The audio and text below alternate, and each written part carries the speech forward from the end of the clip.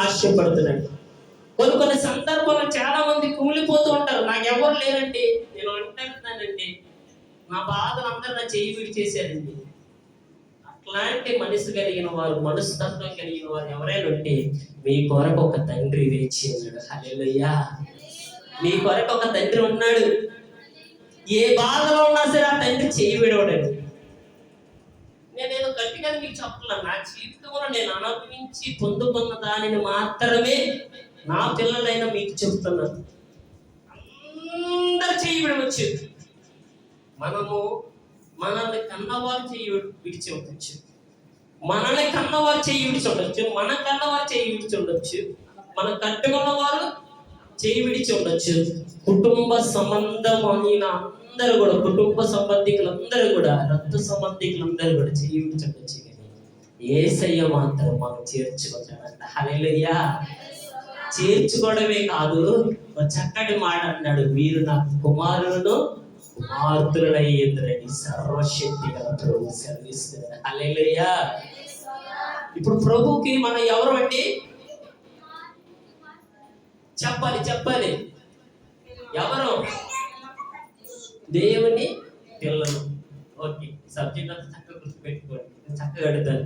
మొట్టమొదటి మాట ఏంటి? దేవుని పిల్లలుగా ఉండటం కొరకు దేవుడు మిమ్మల్ని చేర్చుకొని ఉన్నాడు. ఈ స్థలంలోనికి మనం ఎంతమందిగా కూడి ఉన్నామంటే, ఎవరో చెప్తారు, ఏదో చెప్తారో, లేకపోతే ఏదేదో మాట్లాడితే రావా. దేవుడు సమకూర్చాడు. ఎందుకు సమకూర్చాడు అంటే, దేవునికి పిల్లలుగా ఉండడం కొరకు దేవుడు మనం సమకూర్చుకున్నాడు. లోకములో వెలివేయబడి, లోకములో నిందింపబడి, లోక శ్రమలకు తాళలేక మన విశ్వాస యొక్క నావ సాగడానికి బరువుగా అలలు కొట్టుకుని పోతుంటే, ఆ విశ్వాస నావ సాగలేక ఓడ బద్దలైపోయినంత పరిస్థితి మనకు వచ్చినప్పుడు ప్రభువు మనలను ఆ పరిస్థితి నుంచి బయటికి తీసుకురావడం కొరకు ఈ దినమందు ప్రభు మనం చేర్చుకొని అన్నాడు. హల్లెలూయా. మామూలుగా చేర్చుకోలేదు. ఒక స్నేహితుడి కంటే కూడా ఏంటంటే ఒక స్నేహితుడి కంటే కూడా లేదు, ఒక బంధువుడి కంటే కూడా ఆయన ఎలా చేర్చుకున్నాడంటే, కన్న తండ్రిలాగా మనం చేర్చుకున్నాడంట. హల్లెలూయా. ఇప్పుడు ఇక్కడ ప్రార్థన జరుగుతుంది, ఏదో ఒక సింహం వస్తుంది. తండ్రి కొడుకులు ఇద్దరు ఉన్నారు, వింటున్నారా? అందరూ పక్కన పెట్టి, తండ్రి కొడుకులు ఇద్దరు ఉన్నారు. ఇప్పుడు కొడుకుని ఆ సింహానికి ఎరగా వేసి తండ్రి పడుతున్నాడా? చెప్పాలి. తండ్రి ఏం చేస్తాడు? కుమారుడిని పక్కకి కట్టేసి సింహంతో వీలైనంత వరకు పోరాడగలరు. దాంతో పోరాడలేకపోతే తండ్రి బలైపోవడానికి ఇష్టపడతాడు. కానీ ఈ కుమారుడిని బలిగా ఇస్తాడంటే, మన పరలోకపు తండ్రి కూడా మన పాపముల కొరకు ఆయన బలైపోయాడు. కానీ మనం బలిగా అవడానికి ఇష్టపడలేదండి. హల్లెలూయా. హల్లెలూయా. ఆయన మనం తండ్రిగా చేర్చుకున్నటువంటి అది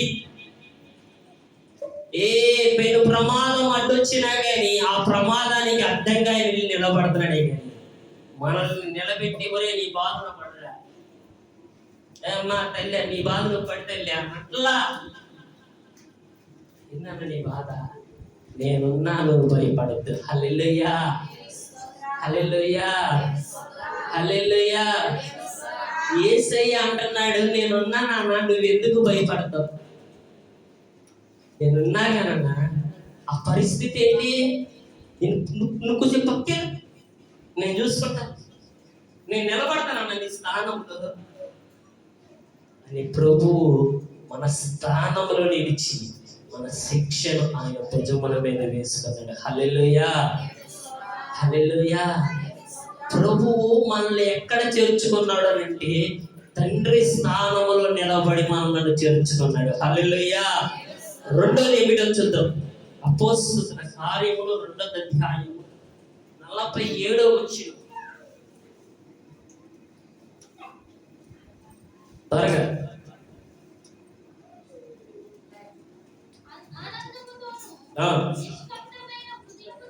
ఆనందముతోను నిష్కపటమైన హృదయముతోను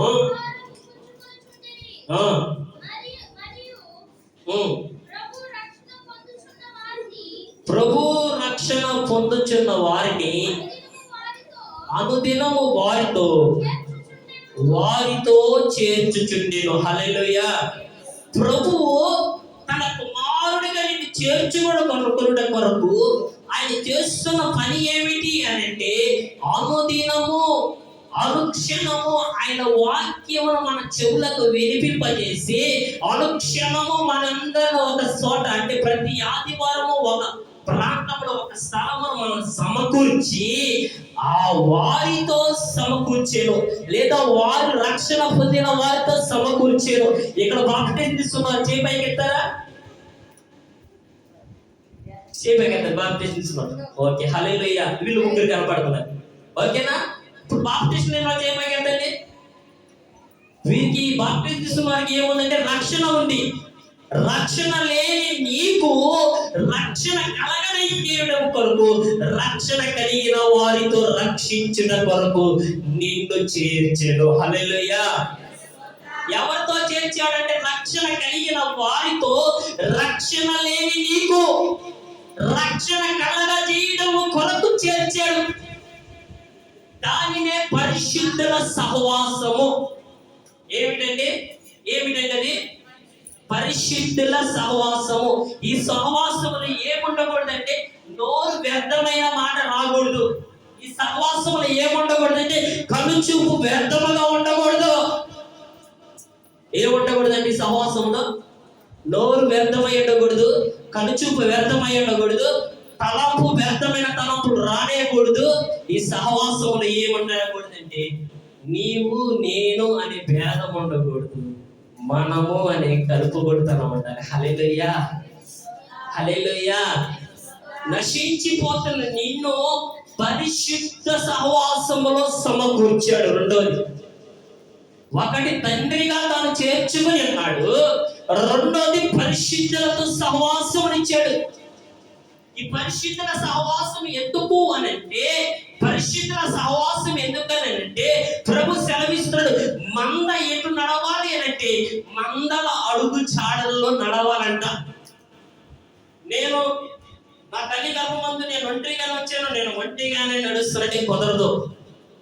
హల్లెలూయా. మందలో సమకూర్చబడిన నీవు, సంఘములో సమకూర్చబడిన నీవు సంఘము యొక్క అడుగు చాడల్లో నడవాలి. సంఘము యొక్క స్థిరమైన పునాది మీద నువ్వు కట్టబడాలి, నువ్వు నాటబడాలి. నువ్వు నాటబడినప్పుడు నువ్వు తండ్రికి మంచి విధేయత కలిగిన కుమారుడిగా, విధేయత కలిగిన కుమార్తెగా ఉంటావు.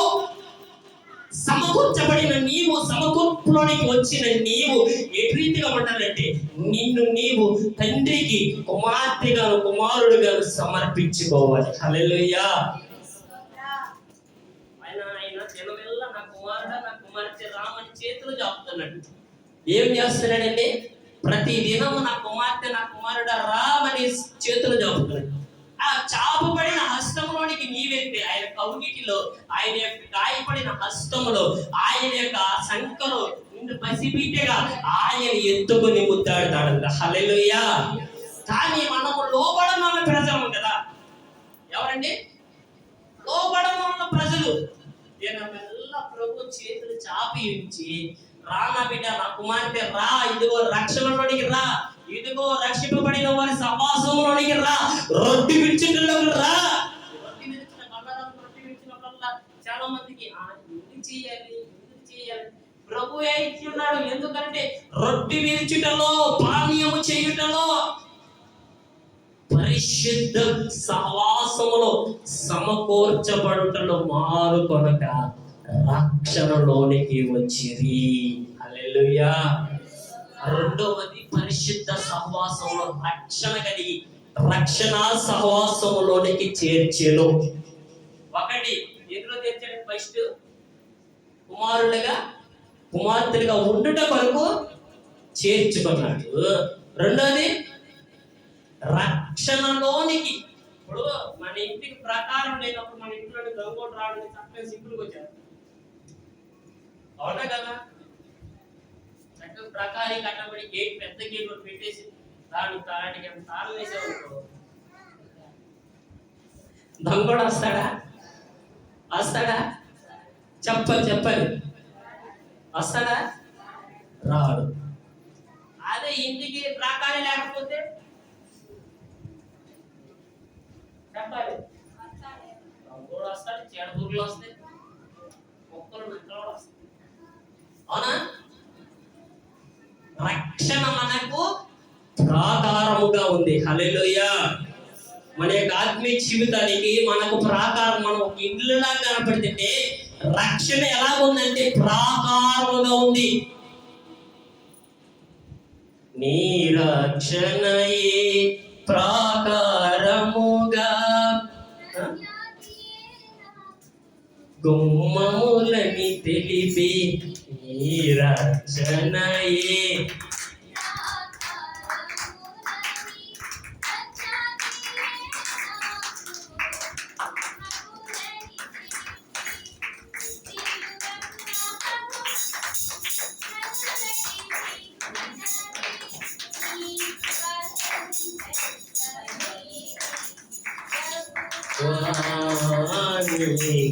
కలువరి త్యాగము చూపునే పరిపూర్ణత నాలో ప్రభువా. హల్లెలూయా. రక్షణ ఎలా కనపడుతుందంటే పాట కూడా పాడి వినిపించాను కదా. మీరు ఎక్కువ టైం అవ్వాలి కదా, మైపట్టు 10 నిమిషాలు అవుతుంది. రక్షణ ఎలా కనపడుతుంది?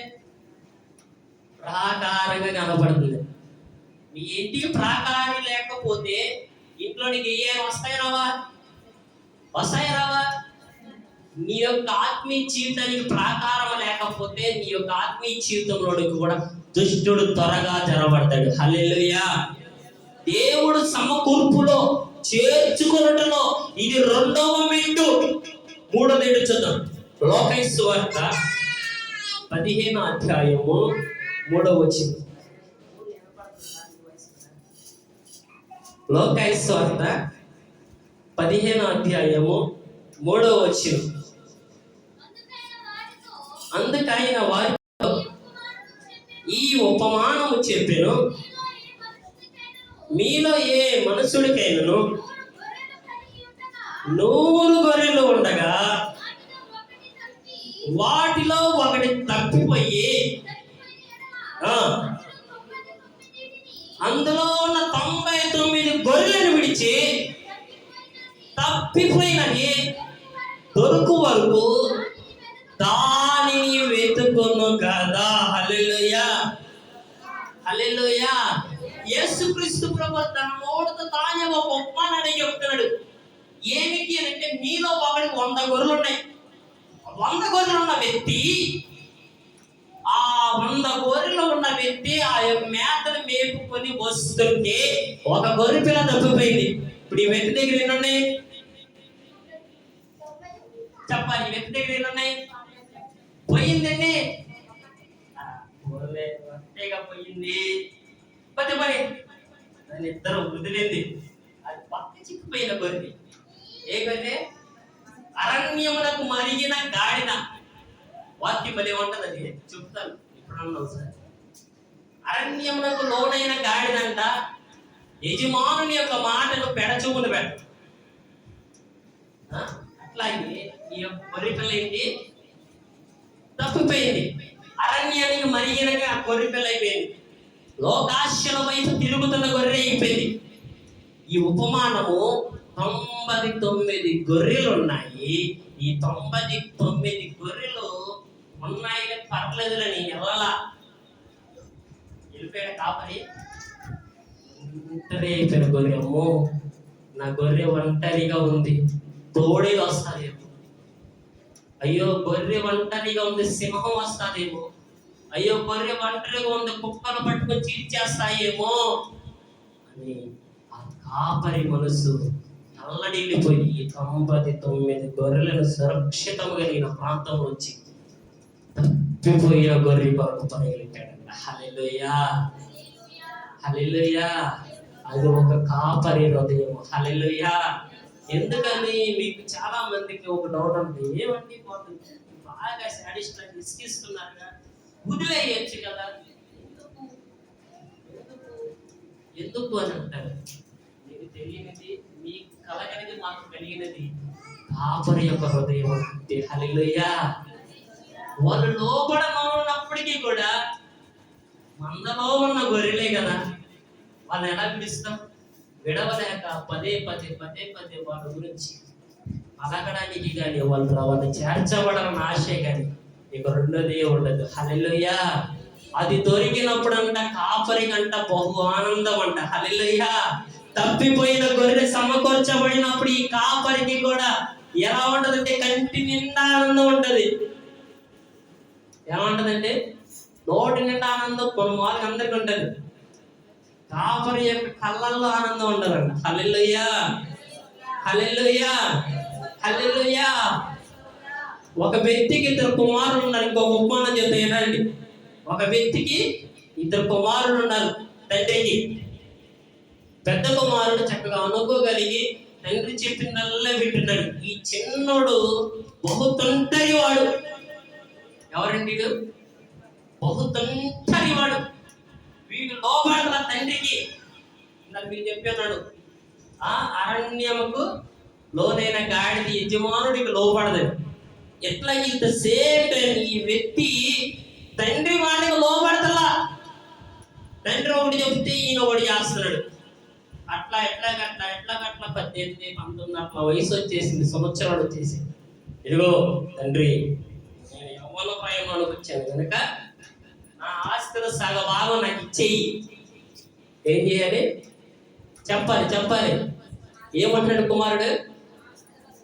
సగ భాగం ఇచ్చేయమని తండ్రిని హింసిస్తుంటే హింస తగ్గలేక ఆస్తిని 2 భాగాలుగా చేసి పెద్ద కుమారుడికో భాగం, చిన్న కుమారుడికో భాగం లాగా ఇచ్చేసాడు. ఇప్పుడు తండ్రి కూడా ఎక్కడ ఉన్నాడు? పెద్ద కుమారుడు యొక్క భాగంలోనే ఉంటున్నాడు. వింటున్నారా? ఈ భాగమును తీసుకొని ఈ ఆస్తిని పట్టుకొని ఈ కుమారుడు తండ్రి ఇంటిని విడిచి వెళ్ళిపోయాడు. వెళ్ళిన తర్వాత స్నేహితులు ఉంటారు చూసారా, వాళ్ళు పరిచయం అయ్యారు. ఎవరండి వాళ్ళు? చెప్పాలి. ఎవరండి? చెప్పాలి. ఎవరు? స్నేహితులు పరిచయం అయ్యి ఇంటి దగ్గర ఏముంది? బుద్ధం మీద డబ్బులు బస్తా ఉందండి. ఎదుగు బస్తా కదండి, ఒడ్డు బస్తా కాదు. ఏం బస్తా? మరి సగం వాటా తీసుకున్నాడు కదా. నా తండ్రికి అనేకమైన వారు పనులు ఉన్నారంట, దాసులు ఉన్నారంట. వాక్యం సెలవిస్తుంది తండ్రికి అనేక మంది పనివారు ఉన్నారు. అంటే ఎంత ఆస్తి ఉండేది? ఆస్తిని మూట కట్టుకుని పోయి కలిగిన వరకు మోసుకొని దూరానికి స్నేహితులు. ఈ స్నేహితులు మంచి మీకు అర్థం లేదు. వాటర్లోకి తీసుకెళ్ళి ఈ దగ్గర ఉన్న మూట అంతా కూడా చెప్పాలి. ఏమైపోయింది? ఖాళీ అయిపోయింది. ఇప్పుడు ఈ దగ్గర మూట ఉందా? ఇప్పుడు వాటర్లో రెంట్ కడతాయి. వాటర్ రూమ్ ఇస్తున్నారు కదా, దాన్ని రెంట్ కడతాయి కూడా ఇదేమి డబ్బులు లేవు. ఇక రూమ్ లో నుంచి ఏం చేశారు? మేడ పట్టుగా నాకు రండి బయటికి రోడ్డు ఫాల్ అయిపోయాడు. అదే మామ నది డబ్బులు అయిపోయినారా, నన్ను రూమ్ లో నుంచి గిట్టేశారు రా అని స్నేహితుల దగ్గరికి వెళ్తే డబ్బులు అయిపోయినాయిగా. వాళ్ళు ఏమైపోయారంటే, నువ్వు మాకు తెలియదయ్యా నీ బాధ. చిన్నోడికి వయసు కాదు, కానీ పెద్దదే కాదు. ఏం చేయాలి అర్థం కాదు. ఏమైంది? అట్లేమైంది? తినటానికి రోజులు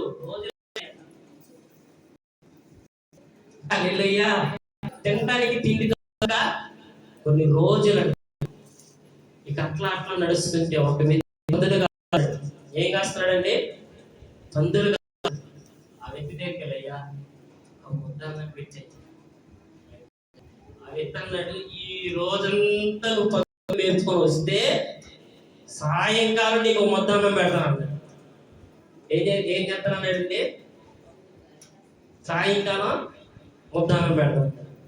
ఈలోకి నీకు బాగా ఆకలేస్తాను. అట్లాగేనయ్యా, పర్లేదయ్యా, సాయంత్రం నాకు ఎట్లాగట్లా మేపుకొని వస్తానయ్యా అనేసి వెళ్ళాడు. మధ్యాహ్నం కాలం అయిపోయింది, బాగా ఆకలేసాను. ఇప్పుడు కొన్ని రోజుల నుంచి అన్నం లేదు కదా, పందిరికి పోస్తారు పొట్టు.